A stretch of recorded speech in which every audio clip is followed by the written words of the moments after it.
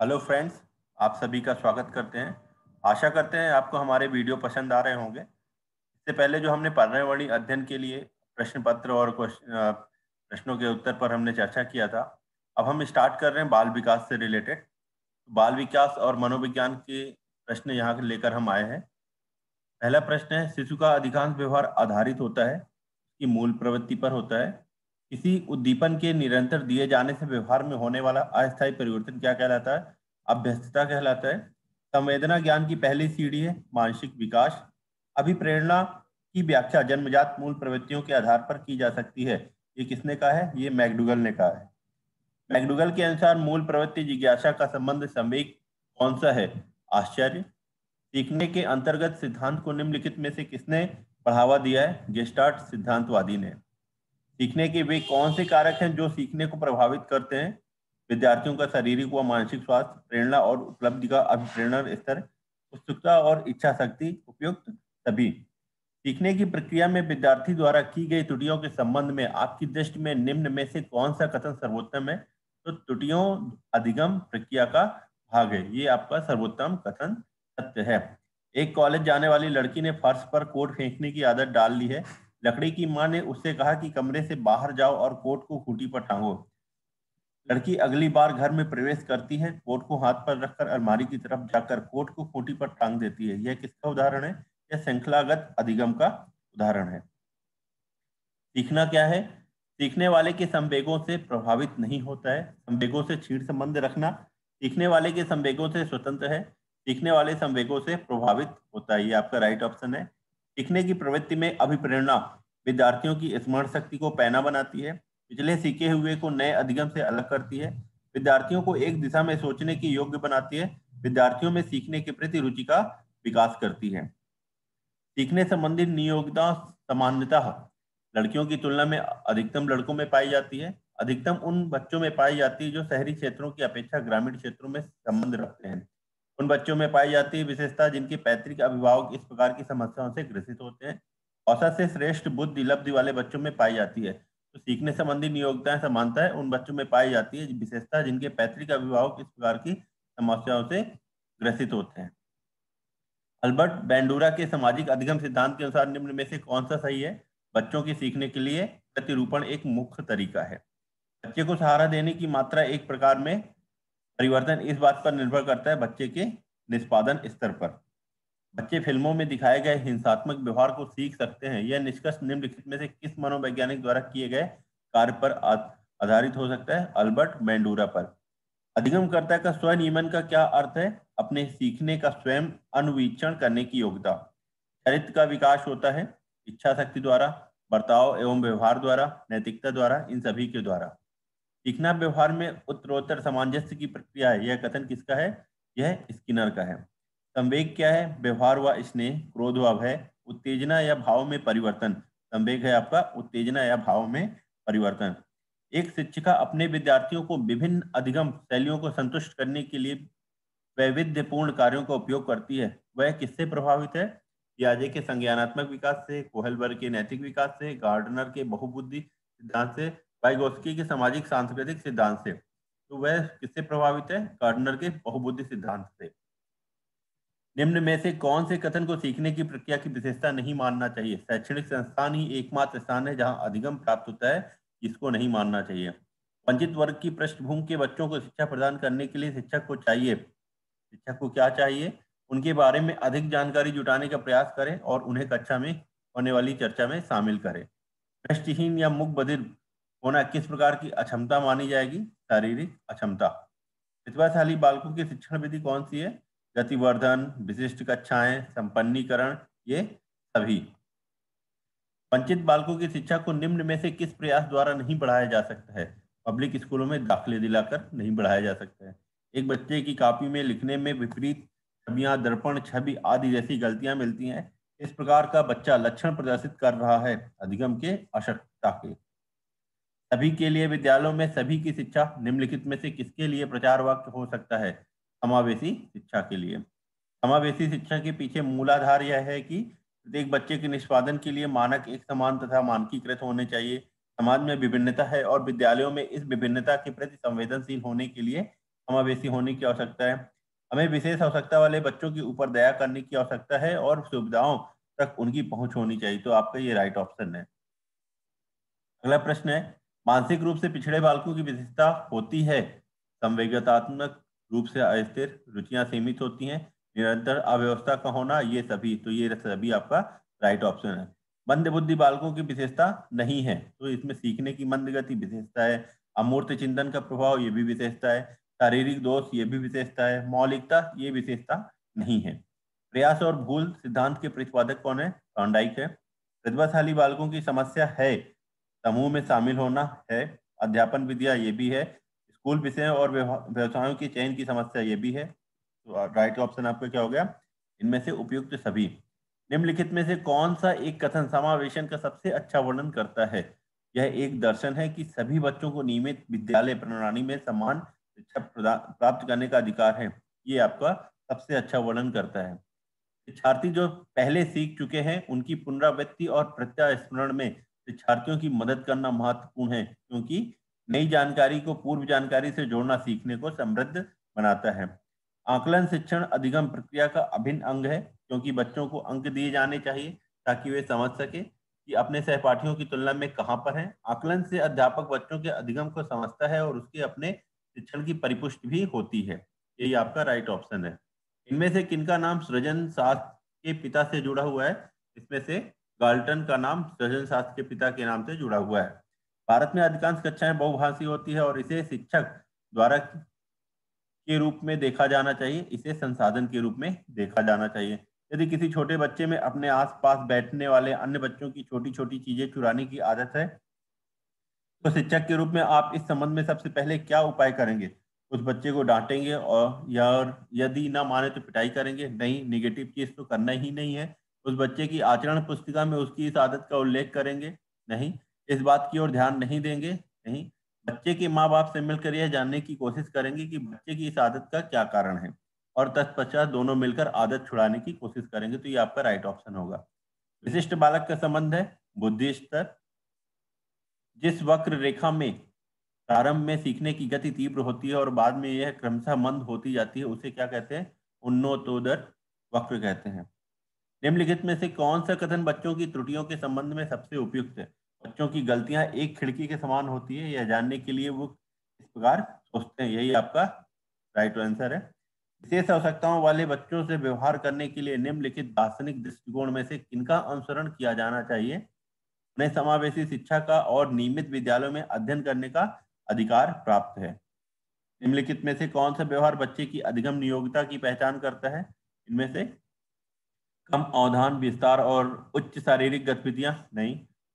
मनोभाव का जल्दी जल्दी बदलना, अपमानजनक व्यवहार, बी को डी, वॉच को सा, 21 को 12 लिखना। तो यही आपका व्यवहार बच्चे की अधिगम नियोगिता की पहचान करता है। तो ये आपका राइट ऑप्शन रहेगा। बार बार एक ही तरह की प्रतिक्रिया करने का क्या कारण है? गामक क्रिया निष्पादन की कमी। विद्यालयों में तीव्र एवं मंद बुद्धि बालकों के लिए शैक्षणिक व्यवस्था होनी चाहिए। अवसर की समानता, पाठ्यक्रम में समृद्धि, अहमन्यता को रोकना, ये सभी, ये सही आपका राइट आंसर है। एक औसत बुद्धि वाला बच्चा यदि भाषा को पढ़ने और समझने में कठिनाई प्रदर्शित करता है, तो यह संकेत देता है कि बच्चा का लक्षण प्रदर्शित कर रहा है। किस चीज का कर रहा है? डिस्ग्राफिया, लेखन अक्षमता। एक औसत बुद्धि वाला बच्चा यदि भाषा को पढ़ने एवं समझने में कठिनाई प्रदर्शित करता है, यहाँ पर गौर से ध्यान दीजिएगा, पढ़ने एवं समझने में कठिनाई प्रदर्शित करता है, तो इसका आंसर आ जाएगा लेखन अक्षमता, डिस्ग्राफिया। बार बार कहने के बावजूद कोई छात्र कक्षा में देर से आता है, ऐसी स्थिति में आप उस क्या उपाय करना पसंद करेंगे? उसके अभिभावक को इस संबंध में सूचित कर देंगे। प्रतिभाशाली होने का संकेत नहीं है दूसरों के साथ झगड़ना, ये संकेत नहीं है। किसी दूसरी वस्तु की अपेक्षा एक वस्तु पर चेतना का केंद्रीकरण अवधान है, यह कथन किसका है? डम्बिल का है। अधिगम असक्तता वाले बच्चे निम्न बुद्धि लब्धि वाले होते हैं। बच्चों को एक समान दिखाई देने वाले अक्षरों और वर्णों में भ्रम होता है। यही आपका राइट आंसर है। प्रचलित योजनाओं में से नई जानकारी जोड़ने को किस नाम से जाना जाता है? आत्मसातकरण से। समावेशी शिक्षा मानती है कि हमें व्यवस्था बच्चे के अनुरूप बदलना चाहिए। व्यवस्था को बच्चे के अनुरूप बदलना चाहिए। आपके स्कूल में एक ऐसा बच्चा भर्ती होता है जो सांस्कृतिक दृष्टि से पिछले परिवार या पर्यावरण से है, आप उसे सामान्य कक्षा में रखेंगे किंतु उसके विशेष शिक्षण का प्रबंध कर देंगे। मोहित को बच्चों को पढ़ाना अच्छा लगता है, इसलिए वह बीएड की प्रवेश परीक्षा के लिए खूब मेहनत करता है। वह किससे अभिप्रेरित है? वह आंतरिक रूप से अभिप्रेरित है। कुपोषण से ग्रसित बालक में निम्नलिखित में से कौन से परिवर्तन हो जाते हैं? उसके मन में हीन भावना जन्म लेती है कुपोषण कुपोषण के कारण। वह अन्य बालकों से अलग रहने लगता है, नींद कम आती है, उपयुक्त सभी परिवर्तन हो जाते हैं। ये आपका राइट आंसर है। सृजनात्मकता मौलिक परिणामों को अभिव्यक्त करने की मानसिक प्रक्रिया है, यह कथन किसका है? प्रो एंड प्रो का। गतिविधि आधारित शिक्षण किस पर बल देता है? सभी विद्यार्थियों द्वारा सक्रिय भागीदारी पर। एक बच्चा जो आंशिक रूप से देख सकता है, विशेष प्रावधान करते हुए उसे नियमित विद्यालय में रखना चाहिए। एक शिक्षिका अपनी कक्षा को शैक्षणिक भ्रमण पर ले जाती है, प्रत्यक्ष अवलोकन के लिए बच्चों को अवसर प्रदान कराने के लिए। निम्न में से कौन सा शिक्षार्थियों में सृजनात्मकता का पोषण करता है? प्रत्येक शिक्षार्थी की अंतर्जात प्रतिभाओं का पोषण करने एवं प्रश्न करने के अवसर उपलब्ध कराना। अध्यापिका ने एक कमेटी के प्रधान को सभापति के स्थान पर सभा अध्यक्ष लिखा। यह संकेत करता है कि अध्यापिका एक लिंग मुक्त भाषा का प्रयोग कर रही है। पांचवी कक्षा के दृष्टिबाधित विद्यार्थी के साथ कक्षा में समान रूप से व्यवहार किया जाना चाहिए और श्रव्य सीडी के माध्यम से सहायता उपलब्ध कराई जानी चाहिए। विशेष रूप से प्राथमिक स्तर पर विद्यार्थियों की सीखने संबंधी समस्याओं को संबोधित करने का सबसे बेहतर तरीका क्या है? अक्षमता के अनुरूप विभिन्न शिक्षण पद्धतियों का प्रयोग करना। यदि आपकी कक्षा का कोई छात्र अनुपस्थित हो तो आप क्या करेंगे? छात्र के अभिभावक से इसका कारण पूछेंगे। विषयों की अक्षमता से ग्रस्त बच्चे स्कूल छोड़ देते हैं या फिर अपनी अक्षमता के साथ अगली कक्षा में पदोन्नति प्राप्त होकर समस्याग्रस्त हो जाते हैं। इसकी अनुमानित संख्या कितने प्रतिशत है? इसकी अनुमानित संख्या 20% है। प्राथमिक विद्यालय की कक्षा कक्ष के संदर्भ में सक्रिय बद्धता का क्या अर्थ है? जांच पड़ताल करना, प्रश्न पूछना और वाद विवाद। विशेष आवश्यकता वाले बच्चों को शिक्षा उपलब्ध कराई जानी चाहिए इस प्रकार की अन्य समान बच्चों के साथ में। मौखिक रूप से सीखने की अक्षमता क्या कहलाती है? मौखिक रूप से सीखने की अक्षमता एफेजिया कहलाती है। भाषा की अक्षमता से तात्पर्य है किसी भी भाषा को लिखने, पढ़ने, बोलने और उसमें सोचने की क्षमता ना होना। सृजनात्मक योग्यता वाले बच्चों की बुद्धि प्रखर होती है। वंचित वर्ग के बालकों के अंतर्गत आने वाले बालक हैं उपयुक्त सभी। अंध व अपंग बालक, मंद बुद्धि व हकलाने वाले बालक, पूर्ण बधिर या आंशिक बधिर बालक, उपयुक्त सभी। यहाँ पर राइट आंसर होगा उपयुक्त सभी। निम्न में से कौन सा लक्षण बुद्धिमान बच्चे का नहीं है? वह जो लंबे निबंधों को बहुत जल्दी रटने की क्षमता रखता है, ये बुद्धिमान बच्चे का लक्षण नहीं है। शब्दों के अक्षरों के क्रम में पढ़ने में कठिनाई का अनुभव करना और अक्सर चाक्षुष स्मृति का ह्रास से संबंधित है। किससे है? डिसलेक्सिया से। शब्दों के अक्षरों के क्रम को पढ़ने में कठिनाई का अनुभव करना और अक्सर चाक्षुष स्मृति का ह्रास, ये किससे है? डिसलेक्सिया से। इससे पहले जो क्वेश्चन आया था वो डिसग्राफिया का था, लेखन क्षमता। यहाँ पर क्या है? पढ़न छपना की बात कर रहा है, तो ये आपका डिसलेक्सिया है। एक चीज याद रखिएगा, जब पढ़ने की बात कर रहे हैं तो यहाँ पर ला आता है, मतलब लिखने का जस्ट अपोजिट रहेगा। जब लिखने का आएगा तो ग्राफिया होगा। विकास की आवश्यकताओं की दृष्टि से समस्याग्रस्त बालकों के कितने प्रकार हो सकते हैं? 5 प्रकार हो सकते हैं। गणित संबंधी समस्या, डिसकैलकुलिया, मतलब गणित में आप कैलकुलेशंस करते हैं तो यहाँ से आप याद रख सकते हैं डिसकैलकुलिया।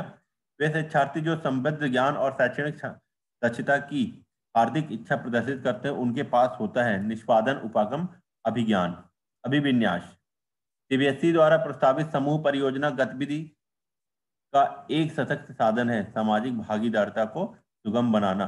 बच्चे को हमारा सहारा देने की मात्रा एवं प्रकार में परिवर्तन इस बात पर निर्भर करता है बच्चे की नैसर्गिक योग्यताओं पर। एक समावेशी विद्यालय शिक्षार्थियों की क्षमताओं की परवाह किए बिना सभी के अधिगम परिणामों को सुधारने के लिए प्रतिबद्ध होता है। यहाँ पर आपका राइट ऑप्शन क्या होगा? शिक्षार्थियों की क्षमताओं की परवाह किए बिना सभी के अधिगम परिणामों को सुधारने के लिए प्रतिबद्ध होता है। एक समावेशी कक्षा वह है जहां अध्यापक प्रत्येक अधिगमकर्ता के लिए वैविध्यपूर्ण व सार्थक अधिगमनात्मक अनुभव हेतु परिवेश का निर्माण करते हैं। विद्यालय में समावेशन मुख्यतः केंद्रित होता है विशिष्ट श्रेणी वाले बच्चों के लिए। सूक्ष्म अति सूक्ष्म प्रावधानों के निर्माण पर, यह आपका राइट ऑप्शन होगा। निम्नलिखित में से समस्या समाधान को क्या बाधित नहीं करता है? निर्धारण, मानसिक प्रारूपता, अंतर्दृष्टि, मोर्चाबंदी। अंतर्दृष्टि बाधित नहीं करता है। प्रतिभाशाली शिक्षार्थी को अधिगम नियोग्य नहीं कह सकते हैं। ऐसे सहयोग की आवश्यकता होती है जो सामान्यतः विद्यालयों द्वारा उपलब्ध नहीं कराए जाते। शिक्षक के बिना अपने अध्ययन को व्यवस्थित कर लेते हैं। अन्य शिक्षार्थियों के लिए अच्छे मॉडल बन सकते हैं। यहाँ पर राइट ऑप्शन क्या होगा? ऐसे सहयोग की आवश्यकता होती है जो सामान्यतः विद्यालयों द्वारा उपलब्ध नहीं कराए जाते हैं। विकट लिखावट से संबंधित लिखने की योग्यता में कमी किसका एक लक्षण है? डिस्ग्राफिया। विकट लिखावट, अभी उससे पहले भी प्रश्न आया था। लिखावट आ रहा है मतलब ग्राफिया, पठन आए मतलब डिसलेक्सिया, गणित संबंधी है डिसकैल्कुलिया। समस्या के अर्थ को जानने की योग्यता वातावरण के दोषों, कमियों एवं रिक्तियों के प्रति सजगता, यह विशेषता है सृजनशील बालकों की। श्रवण हाथ से ग्रसित बच्चे कक्षा में किन मुख्य कुंठा का सामना करते हैं? दूसरों के साथ संप्रेषण करने तथा सूचनाओं को बांटने में अक्षमता। निम्न में से कौन सी अक्षमता केवल जन्मजात होती है? मंदबुद्धि। प्रतिभाशाली बच्चे मानव के लिए महत्वपूर्ण किसी भी क्षेत्र में अस्वाभाविकतः अच्छा निष्पादन करते हैं। प्रतिभाशाली बच्चों के संदर्भ में संवर्धन का अर्थ है ऐसे विद्यार्थियों को वर्तमान स्तर ग्रेड को छोड़कर अगले उच्च स्तर ग्रेड में प्रोन्नत करना। प्रतिभाशाली विद्यार्थियों के लिए निम्नलिखित में से कौन सी गतिविधि सर्वाधिक उपयुक्त है? दी गई संकल्पनाओं के आधार पर मौलिक नाटक लिखना। यह आपका उचित आंसर है। दृष्टि दोष से युक्त बच्चों को आकृतियों का ज्ञान देना चाहिए त्रिआयामी आकृतियों के स्पर्श द्वारा। संविद शिक्षा की सफलता किस पर निर्भर करती है? पाठ्य पुस्तकों की उत्कृष्टता पर। बंद अधिगमकर्ता जिनकी शैक्षणिक उपलब्धि सामान्य योग्यता से कम रह जाती है कहे जाते हैं, क्या कहे जाते हैं? पिछड़े। सृजनशीलता के पोषण के लिए अध्यापक को निम्न में से किस विधि की सहायता लेनी चाहिए? ब्रेन स्टॉर्मिंग या विचार बेस की। पिछड़े बालक ऐसे बच्चे हैं जिनके सीखने की गति धीमी हो, जिनका बुद्धि लब्धि स्तर 80 से 90 के बीच हो, मानसिक रूप से अस्वस्थ और असमयोजित हो। उपयुक्त सभी। तो उचित आंसर होगा आपका उपयुक्त सभी। एक बच्चा जो किसी से ग्रस्त है वह साख को वाज और एवं न्यूक्लियर को अनक्लियर में अंतर नहीं कर सकता है। तो ये आपका किससे संबंधित है? डिसलेक्सिया से, मतलब पठन संबंधी हो रहा है। तो पढ़ने का किससे होगा? लिखने से। उल्टा है थोड़ा सा। जहां पर लिखने की है वहां पर आएगा डिस्ग्राफिया, जहां पर पढ़ने में समस्याग्रस्त हो रहा है डिसलेक्सिया। जन्म के समय लगी चोट या भ्रूण क्षति की वजह से आई मानसिक मंदाता कहलाती है जैविक मंदाता। निम्नलिखित में से सृजनशीलता का प्रमुख तत्व क्या नहीं है? मौलिकता प्रमुख तत्व है, धारावाहिता भी है, धारा प्रभाविता, लचीलापन भी है। अनुशासन सृजनशीलता का प्रमुख तत्व नहीं है। शारीरिक रूप से अक्षम बच्चों को समानता होता है डिस्ग्राफिया। निम्नलिखित में से कौन सा विशिष्ट अधिगम विकलांगता का उदाहरण है? इसमें से आपका डिसलेक्सिया अधिगम विकलांगता का उदाहरण है। प्रतिभाशाली शिक्षार्थियों को किससे जुड़े प्रश्नों पर अधिक समय देने के लिए कहा जा सकता है? सृजन से जुड़े प्रश्नों के लिए अधिक समय देने के लिए कहा जा सकता है। भाषा और बोधन से संबंध विकार है भाषा आघात से। राष्ट्रीय पाठ्यचर्या की रूपरेखा 2005 दस्तावेज में भाषा के लिए निहित है एक भाषा।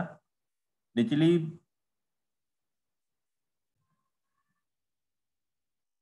एक भाषा।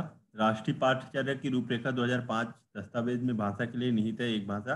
निचली कक्षाओं में शिक्षण की खेल पद्धति मूल रूप से आधारित है किस पर? विकास एवं वृद्धि के मनोवैज्ञानिक सिद्धांत पर।